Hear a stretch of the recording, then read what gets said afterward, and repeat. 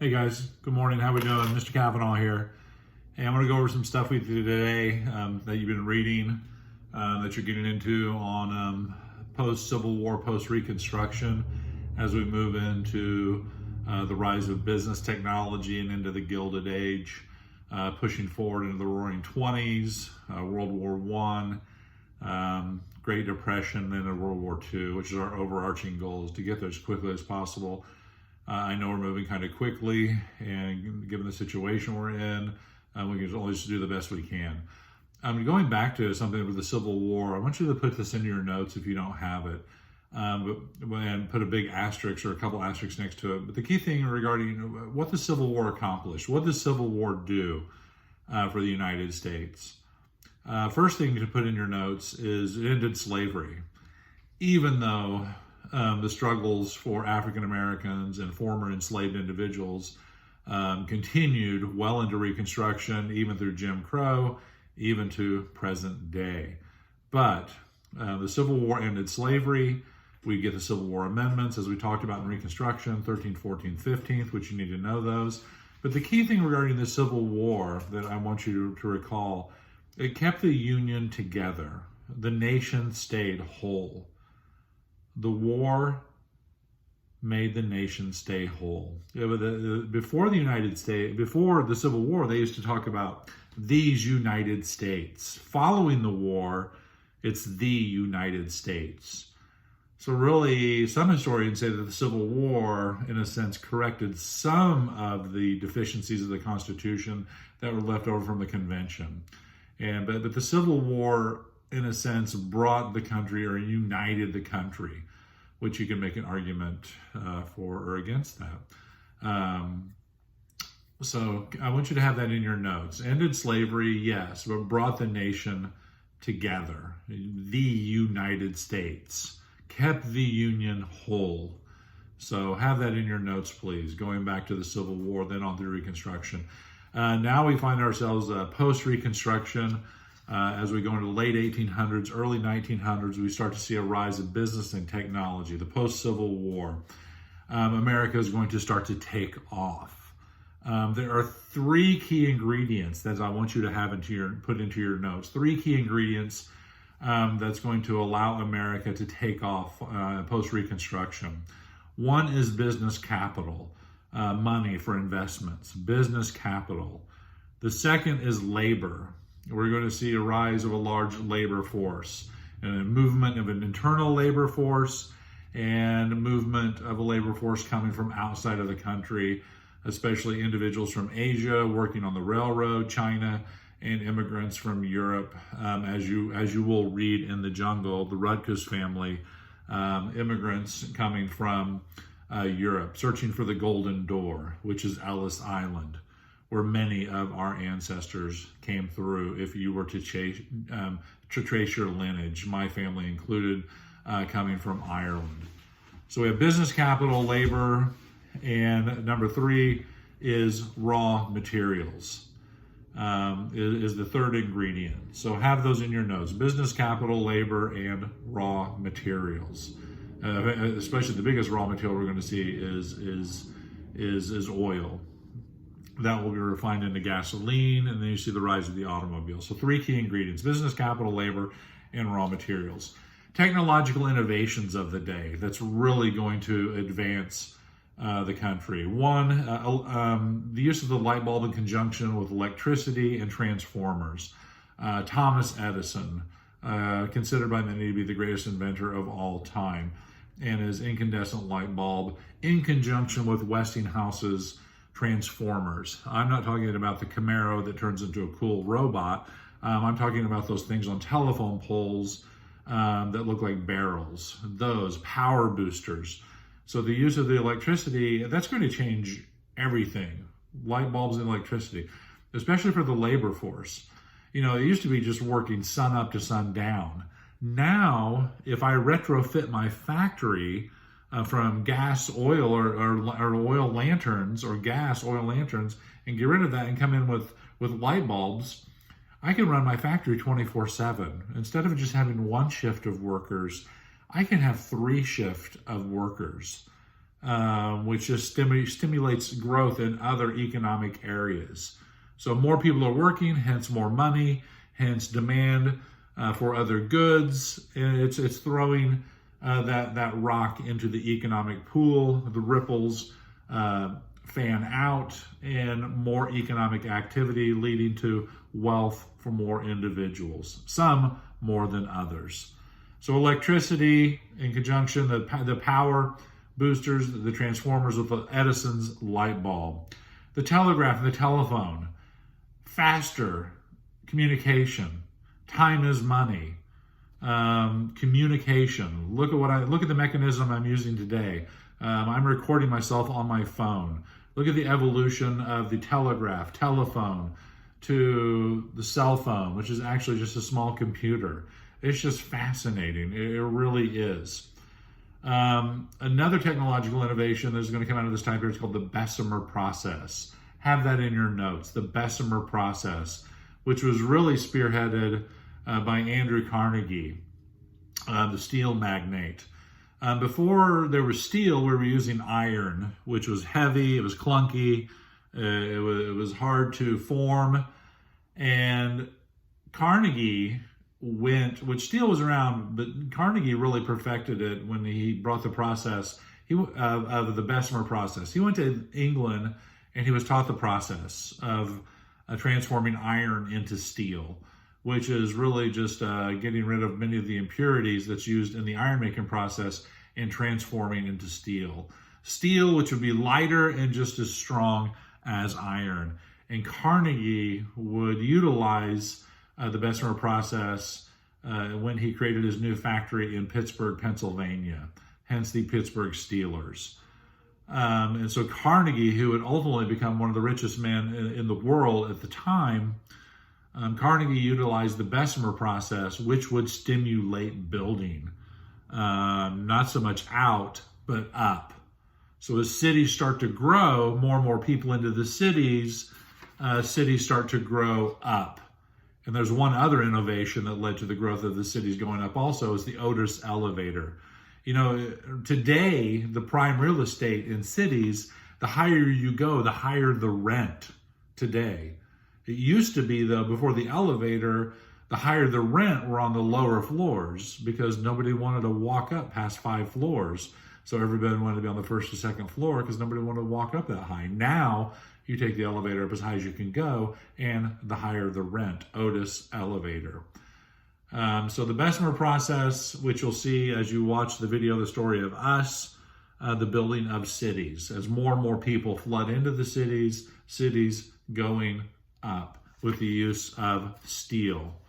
So the Bessemer process, the building expansion up. One of the key technological innovations that is going to change the country is the Transcontinental Railroad.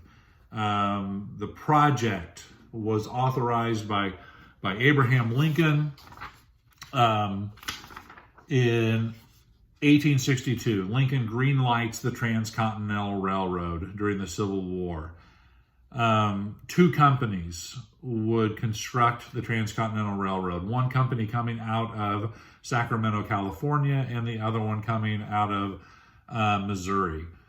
And they would connect in Utah, a place called Promontory Point or Promontory Summit, Utah, and the 2 tracks would connect, hence connecting the country.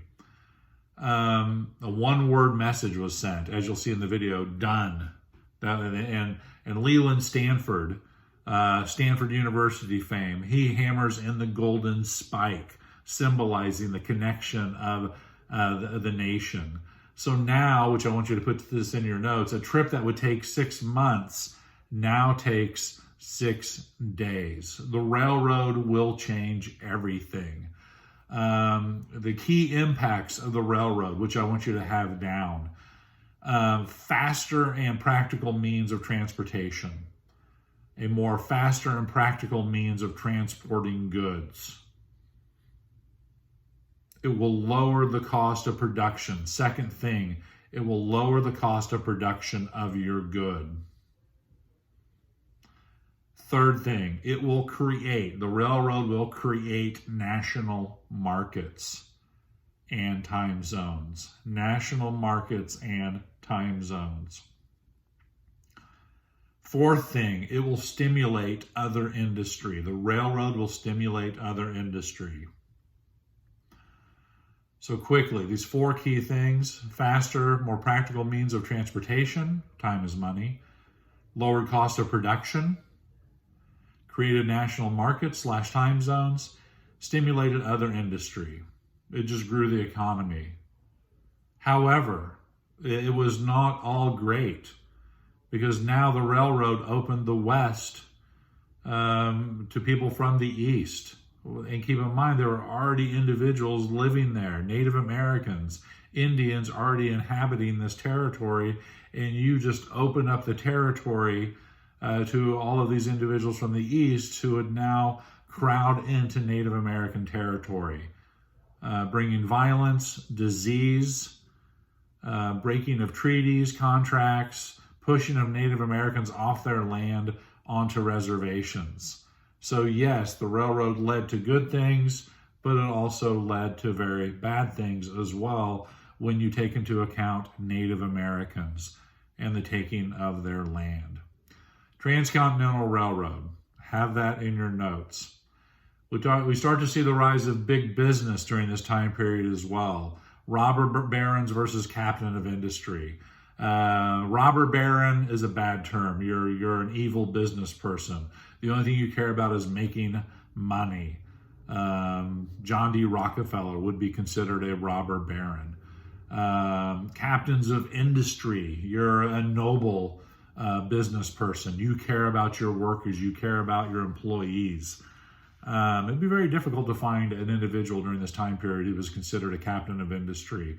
Many individuals during this period, like Rockefeller, Carnegie, Vanderbilt, Cornelius Vanderbilt, of Vanderbilt University fame, who got his start in shipping and then railroad. Hence, that's why he's known as the Commodore, the Vanderbilt Commodores, because he made a name for himself in shipping, ships. These individuals, who else am I leaving out? J.P. Morgan, from J.P. Morgan Chase fame, the banker. These individuals didn't really, they didn't achieve these positions, a vast amount of wealth, by being Mr. Nice Guy. They would be really considered robber barons of the day, in it for the money, naturally. But what business person's not in it for the money? That's why you go into business, correct? And this is something we could debate all day if we were back in class. So robber barons versus captain of industry. A good video to see something similar. It's what we're watching, The Story of Us. The History Channel came out with another video called The Men Who Built America, and it's all about Rockefeller, Carnegie, Vanderbilt, J.P. Morgan, which is a very interesting series. I highly recommend it. During this time period, as the business starts to grow, it's very laissez-faire, hands off. There are not a lot of rules and regulations from business or for business from government to regulate them. It is very laissez-faire. Social Darwinism in the workplace is the order of the day, meaning your business must evolve, expand, or it will die. The market will weed you out if your business is not evolving or changing. Social Darwinism. Your business must grow. It must evolve. It must get stronger. So during this period, we start to see the rise of monopolies and trusts. A monopoly, the board game, is when you control one specific area of a business. Years ago, was it Google or was in trouble, or was it Microsoft was in trouble for monopolistic practices, and the government had to slap them around a little bit because they were trying to corner certain aspects of the tech world. A trust is when you have businesses work together to manipulate prices. So a monopoly, let's say a monopoly, I buy all pizza places in Marion County.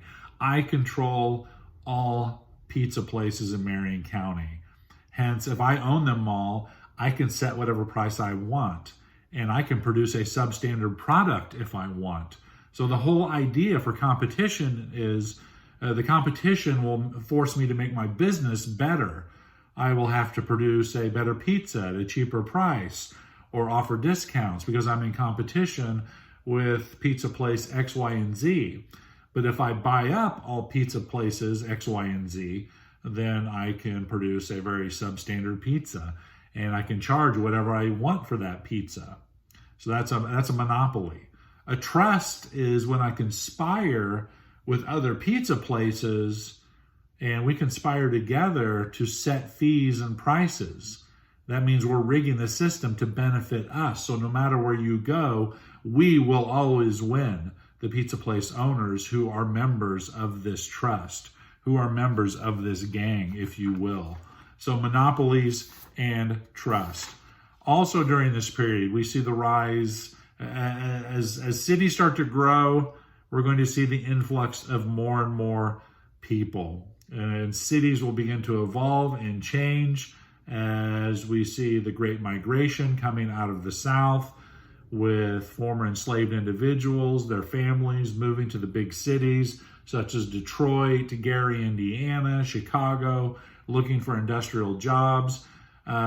People from the farms are on the move to the city to make more money in industry. And as I said earlier, we're going to see a large influx of immigrants coming from overseas, from Asia, and specifically from Europe, as more and more people flood into the United States looking for that American dream. So I want to stop this part of the video right now and take a little break and then move on to another segment here in a few minutes. So I will be back. Kavanaugh out.